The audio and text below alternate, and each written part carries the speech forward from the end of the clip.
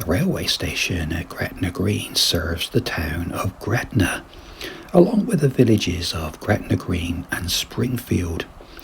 And it's located on the Glasgow South Western Line, which runs between Carlisle and Dumfries, Kilmarnock and Glasgow Central.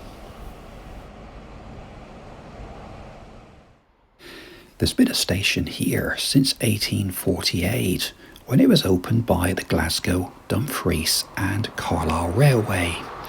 But 4 years later, it was renamed Gretna Green by the Glasgow and South Western Railway in 1852.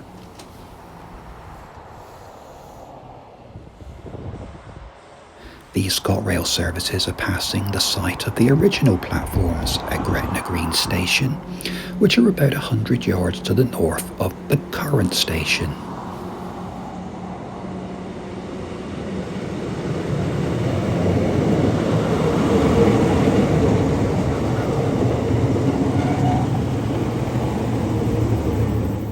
The station became the means by which many runaway couples arrived in the village to become married at Gretna Green, and priests who were touting for business at the station became such a problem that the station master banned them from the platforms. These days, Gretna Green Station attracts around 50,000 passengers a year. But back in the 1960s, the numbers using the station had dropped dramatically. And on the 6th of December 1965, the station was closed as part of the beaching cuts, and the station building was sold.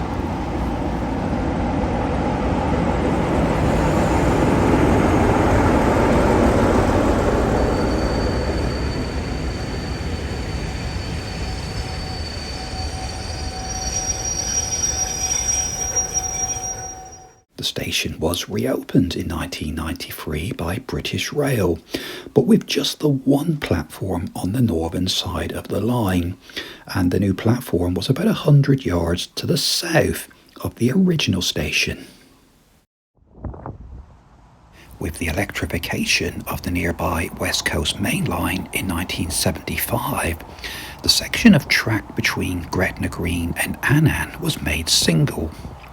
But it was later redoubled in 2008, and this direct rail services freight train is approaching the new down platform that was installed.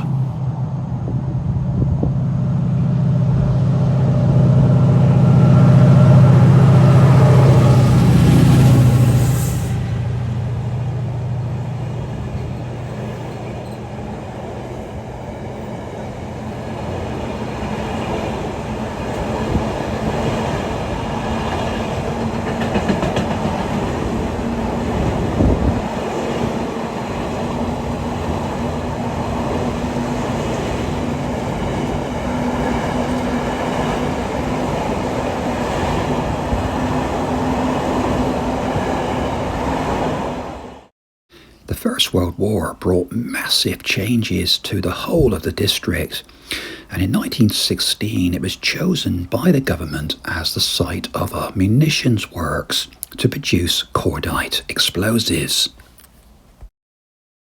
The whole site was around 9 miles long, and it extended from Dornock in the west to Gretna and Longtown in the east.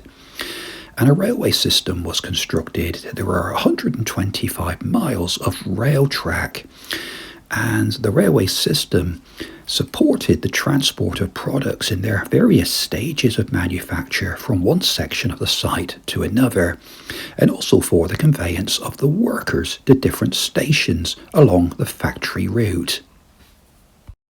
The factory's railway system joined with the main line railway network at 5 different points.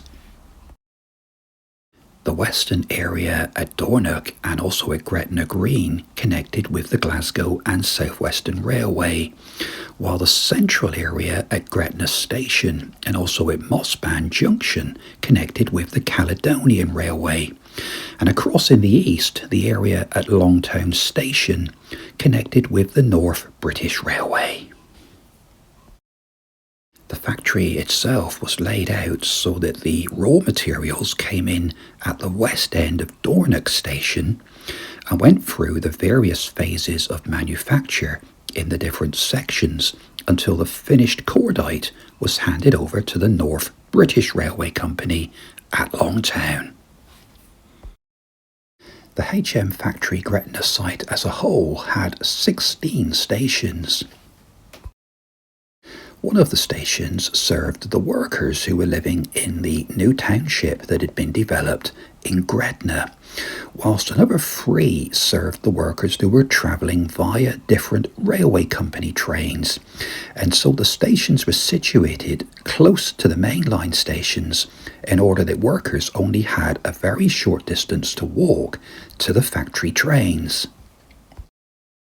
The remaining 11 stations were for the distribution of the workers to the different units where they worked, and there were 3 stations situated across from the various compounds, and all of them were within a 2-minute walk.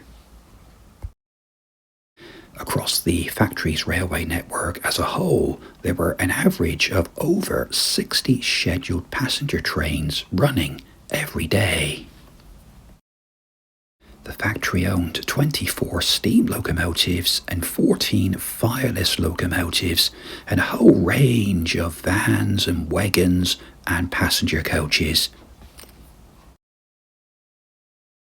With the end of the First World War in November 1918, workers began to leave the site, and by August 1921, HM Factory Gretna was deemed surplus to requirements. Around 1,600 acres were put up for sale, including the factory site, along with the townships of Eastriggs and Gretna. The MOD did retain part of the site around Eastriggs, including the railway network, with its extensive sidings, the locomotive sheds, and lengthy platform areas. Fast forward to today, and the site has been recommissioned under the management of a new company, Rail Sidings Limited, who have taken out a long lease on the bulk of the railway infrastructure. The site is now being used for rolling stock storage and maintenance, and future plans include engineering support and rail freight operations. This is the Quintinshill sidings, which are about a mile to the north of Gretna, and it was here that an horrific rail disaster occurred on the 22nd of May 1915, which left around 220 people dead and an additional 246 injured.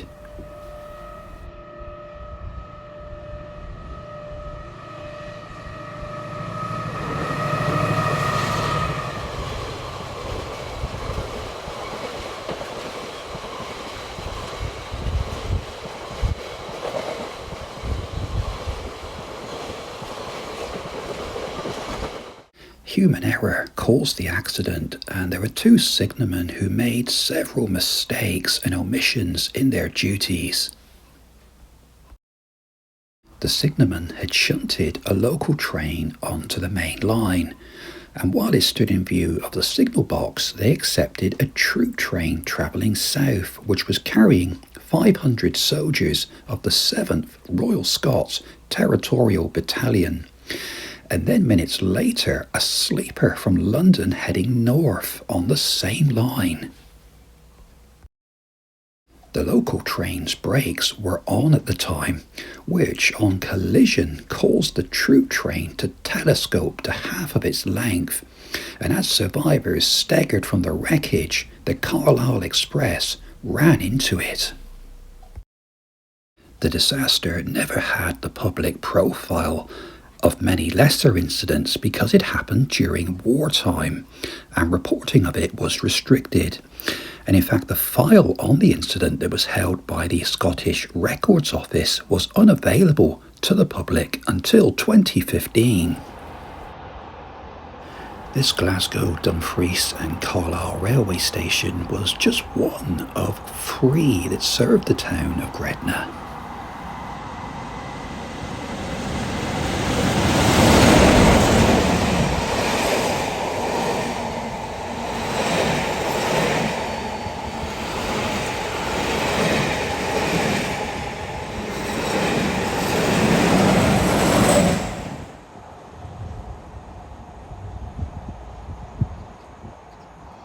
This would have been the location of Gretna Railway Station that was built and opened by the Caledonian Railway.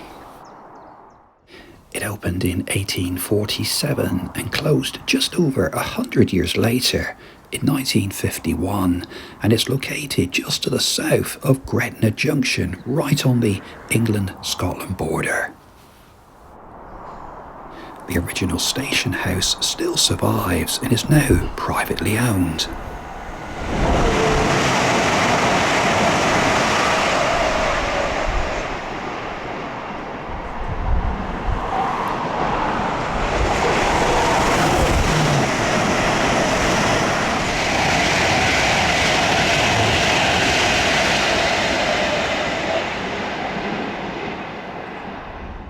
This ScotRail service is heading past the site of the original Gretna station on the West Coast Main Line through Gretna Junction and will be veering off to the left onto the Glasgow South Western Line on the approach to the current station at Gretna Green. On its return journey from Dumfries, the train has departed from Gretna Green station and is joining the West Coast Main Line, and will be cutting across from the down line to the up line on its approach to Carlisle station.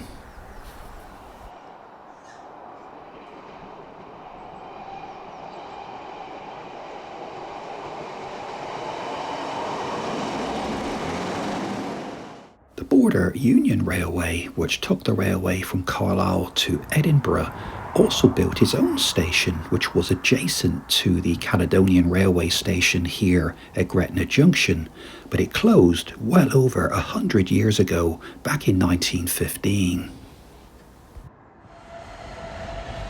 This direct rail service's freight train is passing through Gretna Junction and is crossing the River Sark, which marks the boundary between England and Scotland.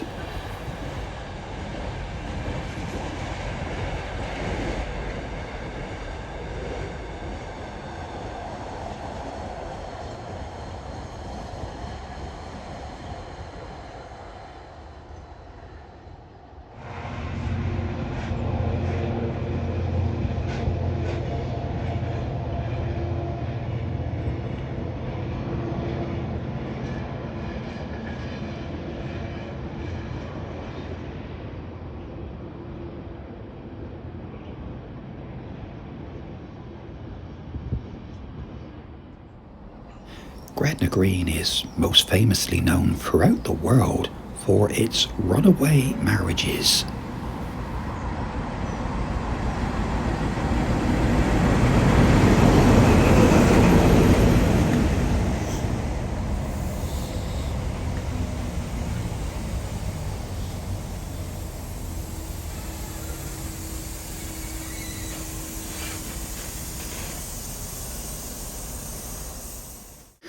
Gretna Green is known throughout the world as the home of weddings, and it is still the wedding capital of the UK, with 1 in every 6 weddings in Scotland taking place here.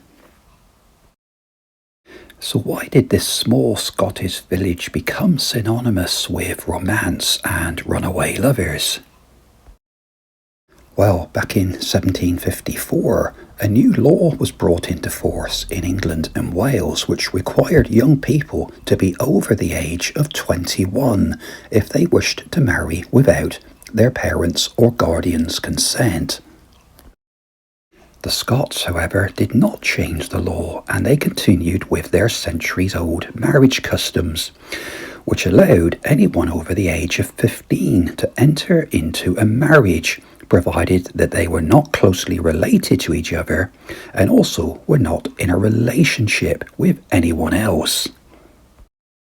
A marriage in the Scottish tradition could take place anywhere on Scottish soil, but being so close to the English border, Gretna was popular, with English couples wanting to marry. The tradition of the blacksmith sealing the marriage by striking his anvil led to the Gretna blacksmiths becoming known as anvil priests. And the blacksmith and his anvil still remain a symbol of the Gretna Green weddings to this day. Upon their arrival at Gretna in the late 1840s, the railways were to bring hundreds of courting couples across the border to get married at Gretna Green. Even George Bradshaw mentioned in one of his travel guidebooks that Gretna Green was, for more than 80 years, best known as the place for the celebration of marriages of fugitive lovers from England.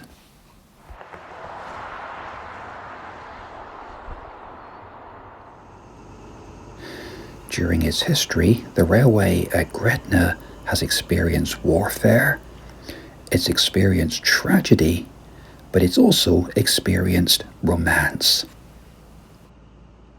This Blue Pullman excursion is heading out of Gretna Green Station along the Glasgow and South Western line towards Dumfries and Kilmarnock. Well over 100 years ago, the Glasgow and South Western Railway was one of the biggest Scottish railway companies. Fast forward to today, and the line is mostly used by local ScotRail passenger services, calling at stations between Carlisle, Dumfries, Kilmarnock and Glasgow. The line also acts as a diversionary route to Carlisle when the West Coast Main Line is closed, but as it's not electrified, it's only able to accept diesel traction. For more videos from the Glasgow and South Western line, check out the playlist section on my YouTube channel, Stephen Bennett Railways. Thanks very much for watching this video from Gretna. I do hope you've enjoyed it. And until the next time, from me, Stephen Bennett, take care. Bye-bye.